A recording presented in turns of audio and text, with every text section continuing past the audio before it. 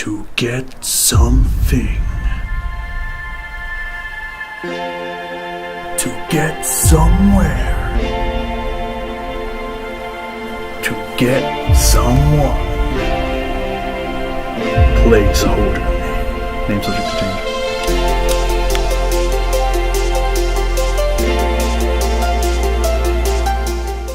Placeholder name is a 3D platformer with an emphasis on traversal of the environment. The level is set up to cater towards both a speedrunner or an objective playstyle, and it also caters towards a more methodical or an explorative based playstyle by having multiple paths towards the goal and some hidden areas. The prototype prioritized fluid, touch sensitive movement through a controller's analog stick and a camera that smoothly follows the player. The mechanics implemented are directional movement for the analog stick, camera panning for the right analog stick, a small jump by pressing the X button, and double jump by double pressing the X button.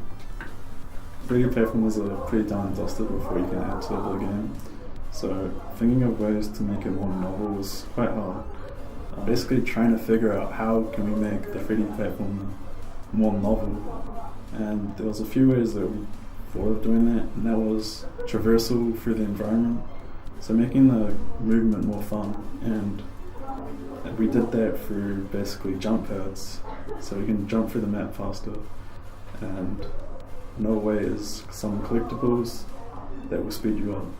So for the level's design itself, we structured it in a way, when you first get into the level, it teaches you all the mechanics. So we got first is the directional movement. Then, as you progress forward in a linear path, you learn about the jump mechanic, the double jump, jump pads, and a boulder that will kill you and make you respawn at the start, making you relearn the mechanics. But we wanted the player to understand all the mechanics before getting right into the game, where we would add variants to those mechanics and add more of a challenge to it.